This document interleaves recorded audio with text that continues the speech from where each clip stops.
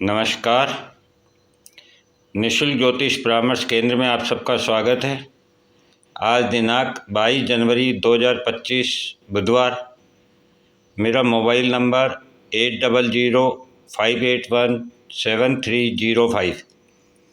जैसे कि हमारी चर्चा 14 जनवरी 2025 को सूर्य के मकर राशि में प्रवेश करने पर जो जनमानस को प्रभाव प्राप्त होगा और जो हमारे ज्ञानी ज्योतिषाचार्य, गुरुवर, भविष्यवक्ता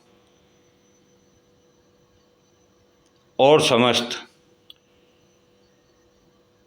जो लोग आपको बता रहे हैं कि 30 मार्च 2025 को युग परिवर्तन का समय माना गया है और इसी युग परिवर्तन के लिए 14 जनवरी 2025 का सूर्य का मकर राशि में प्रवेश बहुत महत्वपूर्ण हो जाता है। और हमने इसको कई प्रकार से समझने का प्रयत्न किया है और अब ये ग्रह हमें किस प्रकार से प्रभावित कर रहे हैं, इसके संदर्भ में हमने जो 4 बड़े ग्रह हैं, गुरु जो 12 महीने एक ही भाव में रहते हैं, राहु और केतु जो 18 महीने एक ही भाव में रहते हैं और शनि जो 30 महीने एक ही भाव में रहते हैं। इन चारों बड़े ग्रहों का हमारे जीवन पर बहुत लंबे समय तक प्रभाव होता है और इसीलिए हमने सबसे पहले इन्हीं चारों ग्रहों का विश्लेषण किया। बाकी के बचते हैं 5 ग्रह।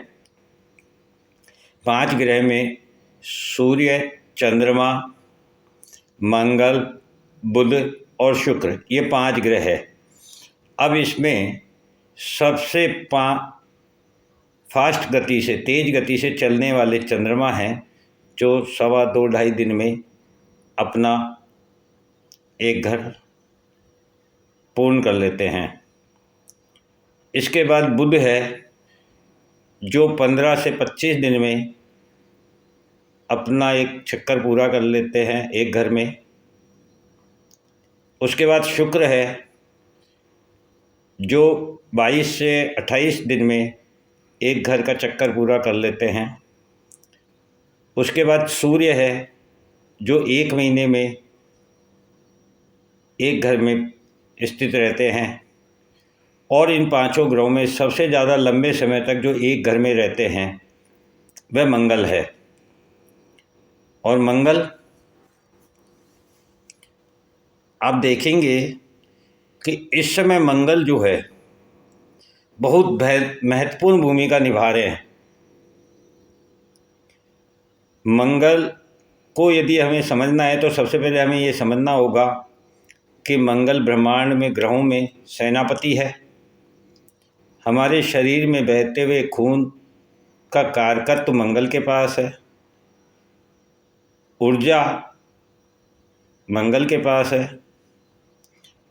हम जो भी एक्शन करते हैं, एक्ट और रिएक्ट, ये हमारे शरीर में ऊर्जा के द्वारा ही किया जाता है और उसका कारकत्व मंगल के पास है।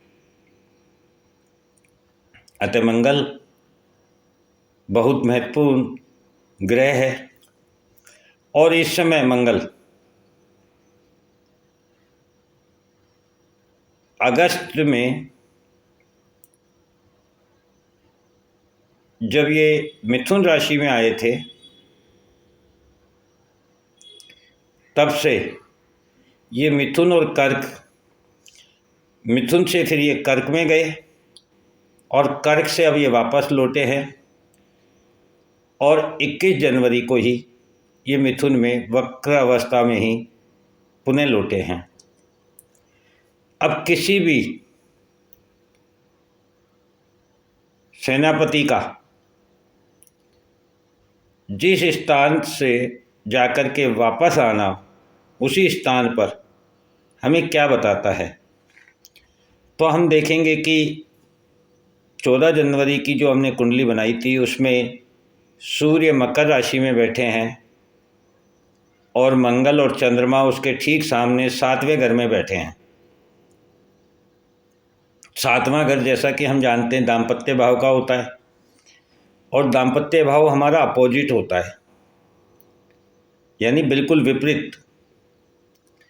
और ये विपरीत स्थिति के साथ हमें तालमेल करना होता है। यही विपरीत परिस्थिति हमारे पूरे अस्तित्व को बदल कर रख देती है। जैसा कि हमने पहले भी चर्चा की है कि जब दाम्पत्य भाव में आप प्रवेश करते हैं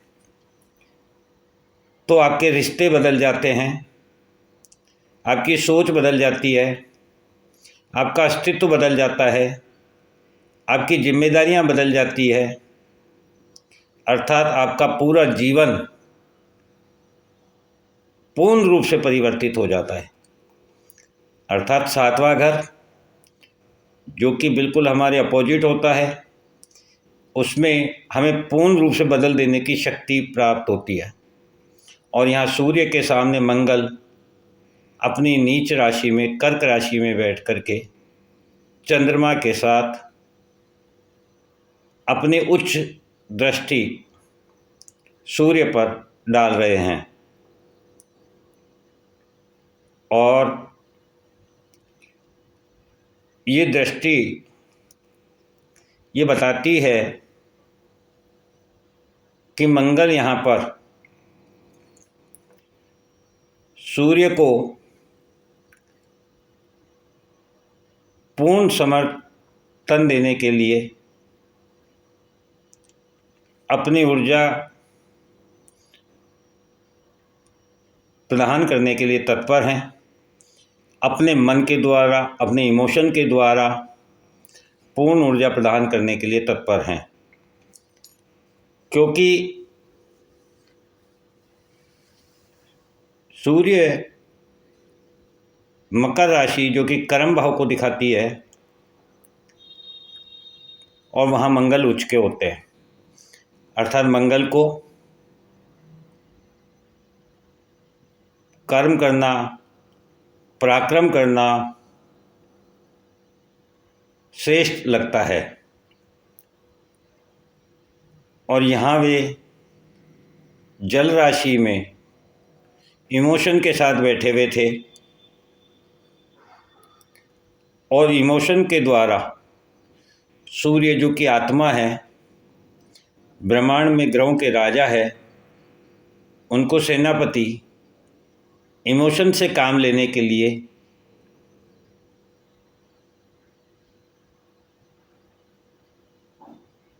प्रेरित कर रहे थे। किंतु अब मंगल पुनः वक्र अवस्था में ही मिथुन राशि में लौट गए हैं और यहाँ से सूर्य पर वे अष्टम दृष्टि डालेंगे। अष्टम दृष्टि मंगल की ये बताती है कि अचानक से घटने वाली घटनाएं, गहरी डीप जिसे हम कह सकते हैं, गहराई से घटने वाली घटनाएं और कम्युनिकेशन को छोड़कर, अर्थात वार्ता को छोड़कर पूर्ण रूप से एक्शन में आकर के अचानक से आक्रमण करने की घटनाएं मंगल बता रहे हैं। और ये मंगल 24 फरवरी तक वक्रावस्था में रहेंगे, फिर ये मार्गी होंगे और 2 या 3 अप्रैल को ये पुनः कर्क में लौटेंगे। इस प्रकार से मंगल इस गोचर में सूर्य को कर्म करने के लिए और इमोशन को छोड़कर डायरेक्ट अचानक से गहराई के साथ घटनाओं को घटित करने के लिए तत्पर हैं। इसी प्रकार से नवमांश में जब हम जाकर के देखते हैं तो यही मंगल वर्गोत्तमी होकर के 11वें भाव में बैठे हुए हैं, अर्थात 11वां भाव इच्छा पूर्ति का होता है और वहाँ से वे 10वें घर में प्रवेश करने वाले हैं। और 10वें घर में जब प्रवेश करेंगे तो वे बता रहे हैं कि अब कर्म के द्वारा इच्छा पूर्ति का समय आ गया है, अर्थात एक्शन लेने का समय आ गया है। तो हम देखेंगे प्रत्येक जनमानस पर इस समय मंगल के द्वारा अपने शत्रुओं को पहचानने की शक्ति बढ़ जाएगी, इमोशन का त्याग होगा, वास्तविकता से परिचय होगा, एक्शन और रिएक्शन दोनों तरफ से, दोनों प्रकार से होंगे, अर्थात वार्ता का समय समाप्त हो गया है और एक्ट और रिएक्ट का समय शुरू हो गया है। तो यही हमारे जीवन में प्रभाव मंगल का होने वाला है। मंगल जो कि पुनर्वसु नक्षत्र में है, गुरु के नक्षत्र में है, और गुरु स्वयं नवम पंचम दृष्टि से सूर्य को देख रहे हैं और वे नवमांश में कर्म भाव में ही बैठे हुए हैं, मिथुन राशि में। इस प्रकार से ज्ञान, धर्म, नीति, नियम, इन सब में कम्युनिकेशन, वार्ता, दूरसंचार, इन सब में अब एक्शन होगा और एक्शन जब तुरंत प्रभाव से लिया जाता है तो वह सदा ही हानिकारक होता है। और मंगल चूँकि सेनापति हैं तो वे जब एक्शन लेते हैं तो वे इमोशन से मुक्त होते हैं। इसी प्रकार से प्रत्येक जनमानस अब इमोशन से मुक्त होगा, वास्तविकता से उसका परिचय होगा, शत्रुओं की पहचान होगी, जो उसके अपने मित्र, सगे संबंधी, परिवारजन या जिनसे भी उसका संपर्क रहा है और वह उसे अपना सहयोगी मित्र मानता है, अब उसे एहसास होगा कि मुझे गलत दिशा में मेरे ही लोगों के द्वारा धकेला जा रहा था, गलत इन्फॉर्मेशंस दी जा रही थी, मुझे इमोशन में लेकर के मेरा इस्तेमाल किया जा रहा था। अब प्रत्येक व्यक्ति अपने इमोशन से निकलेगा और जो उसने गलतियां कर दी है उन गलतियों को महसूस करेगा, उन गलतियों से सीखेगा, समझेगा और पुनः वापस वहीं लौटेगा जहाँ से वह इन जो उसके खास बन रहे थे उनसे वह पुनः वापस रिवर्स होगा और पुनः उन लोगों में लौटेगा जो उसके विश्वास के पात्र हैं, जिन्होंने समय पर आपकी सहायता की है, जिन्होंने कभी आपका दुरुपयोग नहीं किया है, जिन्होंने कभी स्वार्थ के साथ आपके संबंध नहीं बने हैं, जो सदा आपकी चिंता करते थे, आपकी फिक्र करते थे। अब प्रत्येक जनमानस अपनी दिशा को बदलेगा, एक्शन लेगा, तुरंत प्रभाव से लेगा और पुनः लौटेगा। इस प्रकार की घटनाएं प्रत्येक जनमानस के जीवन में उत्पन्न होने वाली है।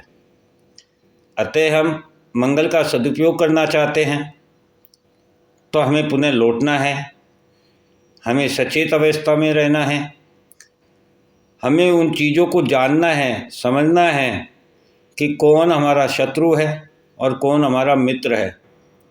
कहीं ऐसा तो नहीं मित्र के रूप में हम शत्रु पाल रहे हों और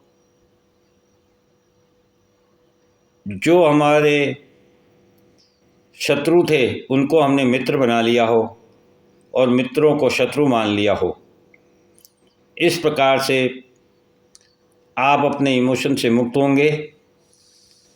मुक्त, ये शब्द मैंने पहले भी कहा था, विशेष रूप से ध्यान दीजिएगा। मुक्त करने के लिए आ रहे हैं प्रत्येक ग्रह, तो मुक्त कितने प्रकार के होते हैं आप इस प्रकार से समझ सकते हैं। तो ये हमारी आज मंगल की चर्चा हुई। कल हम सूर्य की चर्चा करेंगे। जय हिंद, जय भारत।